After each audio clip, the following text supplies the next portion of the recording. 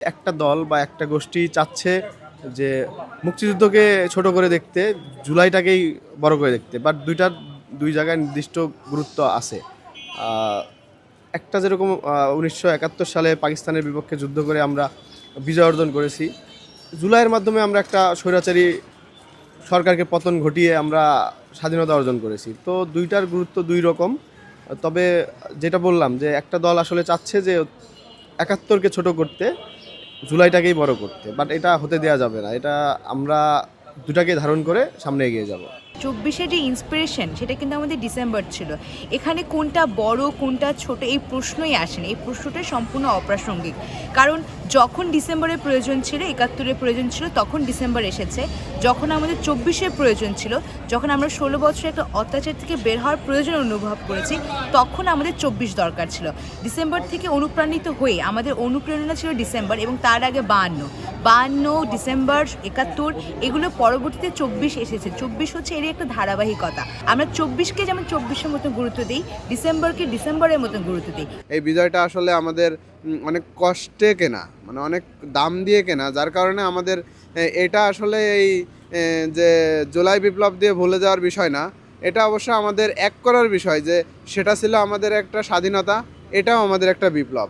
সেটা ছিল, আমরা ছিলাম তখন পরাধীন, পুরোপুরি পরাধীন, তখন আমাদের কোনো স্বাধীনতা ছিল না আর কি। যার কারণে কি যে তখন অন্যের উপর নির্ভর থাকতাম, আমাদের সম্পদ নিয়ে যেত। কিন্তু এখন কি হয়েছিল, আমাদের ঘরের ভিতরে সমস্যা, আমাদের সমস্যাটা আসলে দেশের ভিতর। আর সেই দেশের ভিতরের সমস্যাটা সারার জন্য আমাদের এই জুলাই বিপ্লবটা হয়েছিল। যার কারণে একটা দিয়ে আরেকটা ভুলিয়ে দেওয়া আসলে এটা কাম্য নয়। যেটা আসলে জুলাই দিয়ে আসলে 71কে ভুলিয়ে দেওয়া সম্ভব না, আবার 71 দিয়ে জুলাইকেও ভুলিয়ে দেওয়া সম্ভব না। ডিসেম্বর আমার বিজয় দিবস। আমরা অন্য একটা দেশের সাথে লড়াই করে দীর্ঘ প্রতীক্ষার পর আমরা বিজয় অর্জন করছি। সেক্ষেত্রে ডিসেম্বর কখনো হারিয়ে যাবে না, আবার জুলাইও হারিয়ে যাবে না, কারণ জুলাইও আমরা একটা ফ্যাসিস্ট সরকারের বিরুদ্ধে আন্দোলন করে আমরা বিজয় লাভ করছি। সো দুইটা ভিন্ন জিনিস, ডিসেম্বরও হারাবে না, জুলাইও হারাবে না।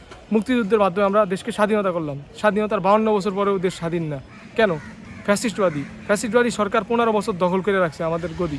এই গদির মাধ্যমে সে কী করছে? সে দেশের টাকা, অর্থ নষ্ট করছে, বিভিন্ন খাত থেকে হাজার হাজার কোটি টাকা নষ্ট করছে। এই ফ্যাসিস্টবাদী সরকারকে আমরা অভ্যর্থন করছি। এটা আমাদের বিপ্লব। এর মাধ্যমে আমরা স্টুডেন্টরা ইভেন দল মত নির্বিশেষে সবাই এই সরকারকে পতনে সর্বোচ্চ চেষ্টা করছে।